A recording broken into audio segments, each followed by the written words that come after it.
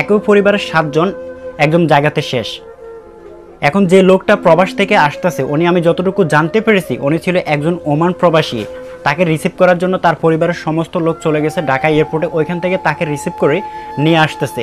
একদম ঠিক যখন তার বাড়ির আশেপাশে চলে আসছে কাছাকাছি, বেগমগঞ্জ থেকে লক্ষ্মীপুর কিন্তু আর বেশি দূর না, সর্বোচ্চ আধা ঘন্টা কিংবা 40 মিনিট সময় লাগবে। মানে সমস্ত জায়গা অতিক্রম করে ফেলছে, ঢাকায় একদম শেষ করে আসছে, তারপরে কুমিল্লা অতিক্রম করে আসছে, আরও যত জায়গা আছে সব কিছু অতিক্রম করে আসার পরে যখন তার জায়গাতে চলে আসছে, তার নিজ জেলাতে চলে আসছে, নিজ মাতৃভূমিতে চলে আসছে, তখনই মহান আল্লাহ তাআলা মানে এরকম একটা বলতে পারেন দুর্ঘটনায় তাদেরকে স্বীকার করাইছে। ওইখানে এখন যতটুকু উঠে আসছে, ওই মাইক্রো চালক যে আছে, যে ড্রাইভার, সে নাকি নিয়ন্ত্রণ হারিয়ে ওই মাইক্রো বাসটা খালের ভিতরে ফালাইছে। ফালানোর পরে তখন ওইখানে যে যাত্রী যারা ছিল পরিবারের সময় একদম সবাই একেবারে শেষ হয়ে গেছে।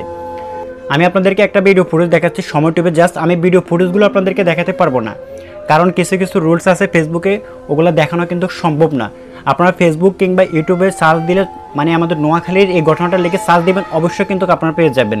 জাস্ট ভিডিও ক্লিপটা একটু দেখেন, তারপরে এই নিয়ে আপনাদেরকে আরও বেশ কিছু কথা বলতেছি। অবস্থা গাড়ি চালায় আজ দুর্ঘটনা, এই গাড়ি ডাইনে যায় তুই ব্রেক কর কইছি যা হে কি ইনলালিলা ও বাবা রে কই গায় গাড়ি এই কুলি গা হানি লাভ চলে গেছে, গাড়ি ডাইন চলে গেছে না আসল করে। আমার বোনে বলছিল যে হাজিরপাড়ার নানু অ্যাক্সিডেন্ট হয়েছে, কয়জন? 7 জন ছিল একই গাড়িতে। এটাই শুনছি, এটা শুনি আমি আমার বাইরে নিয়ে আসছি ঘটনাস্থলে দেখার জন্য। এটাই আমার নানুর বোনের ছেলে মেয়ে নাতিন সবাই, এই আর বাইরের কেউ না, সবাই এক ফ্যামিলির, সবাই এক ফ্যামিলির। এখন 7 জন মারা গেছে।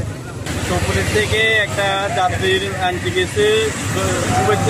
আপনারা এই ভিডিও ফুটেজটা তো দেখছেন, এখানে ওমান প্রবাসী যে লোকটা আছে উনি নাকি বেঁচে গেছে, কিন্তু তার পরিবারের যে সংখ্যক মানুষগুলো ছিল তারা কিন্তু কেউ কিন্তু কারণে অনেকটা হাসি মুখে গেছে তাকে রিসিভ করার জন্য ঢাকা এয়ারপোর্টে। তারা সবাই মিলে আসতেছে, কিন্তু তাদের সাথে যে এরকম একটা নির্মম ঘটনা ঘটে যাবে আসলে কেউ কল্পনা করতে পারেনি। আমরা ওই পরিবারের জন্য দোয়া করি, আল্লাহ যাতে ওদেরকে জান্নাত দান করেন।